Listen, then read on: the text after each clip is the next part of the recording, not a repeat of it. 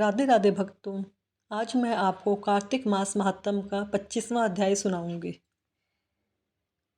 सुना प्रश्न ऋषियों का और बोले सूत जी ज्ञानी, 25वें अध्याय में सुनो श्री हरि की वाणी।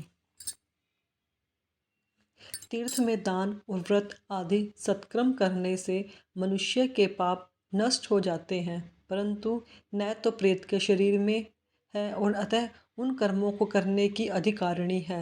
इसलिए मैंने जन्म से लेकर अब तक जो कार्तिकेय का व्रत किया है, उसके पुण्य का आधा भाग मैं तुम्हें देता हूँ। तू उससे सद्गति को प्राप्त हो जा।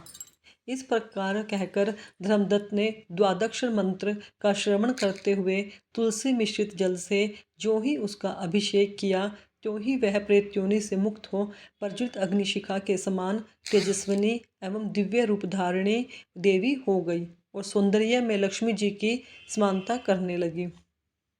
तदंतर उसने भूमि पर दंड की भांति गिरकर ब्राह्मण देवता को प्रणाम किया और हर्षित होकर गदगद वाणी से कहा, हे द्विजश्रेष्ठ, आपके प्रसाद से आज मैं इस नरक से छुटकारा पा गई हूँ। मैं तो पाप के समुद्र में डूब रही थी और आप मेरे लिए नौका के समान हो गए। वह इस प्रकार ब्राह्मण से कह ही रही थी कि आकाश से एक दिव्य विमान उतरता दिखाई दिया। वह अत्यंत प्रकाशमान एवं विषम रूपधारी पार्षदों से युक्त था। विमान के द्वार पर खड़े हुए पुण्यशील और सुशील ने उस देवी को उठाकर श्रेष्ठ विमान पर चढ़ा लिया। तब धर्मदत्त ने बड़े आश्चर्य के साथ उस विमान को देखा और विष्णु रूपधारी पार्षदों को देखकर साष्टांग प्रणाम किया।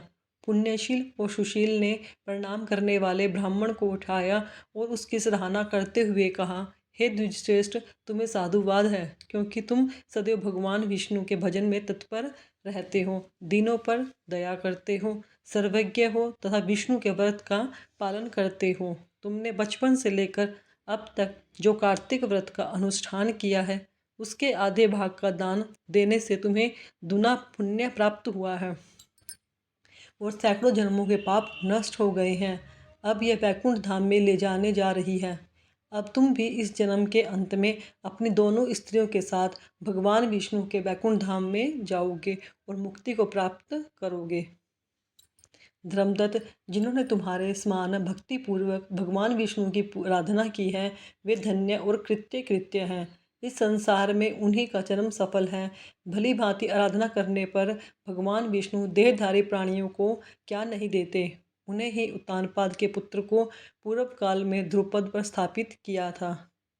उनके नामों का स्मरण करने मात्र से समस्त जीव सद्गति को प्राप्त होते हैं। पूर्व काल में ग्रहग्रस्त गजराज उन्हीं के नामों का स्मरण करने से युग मुक्त हुआ था। तुमने जन्म से लेकर जो भगवान विष्णु को संतुष्ट करने वाले कार्तिकेय व्रत का अनुष्ठान किया है, उससे बढ़कर न यज्ञ है, न दान है और न ही तीर्थ है।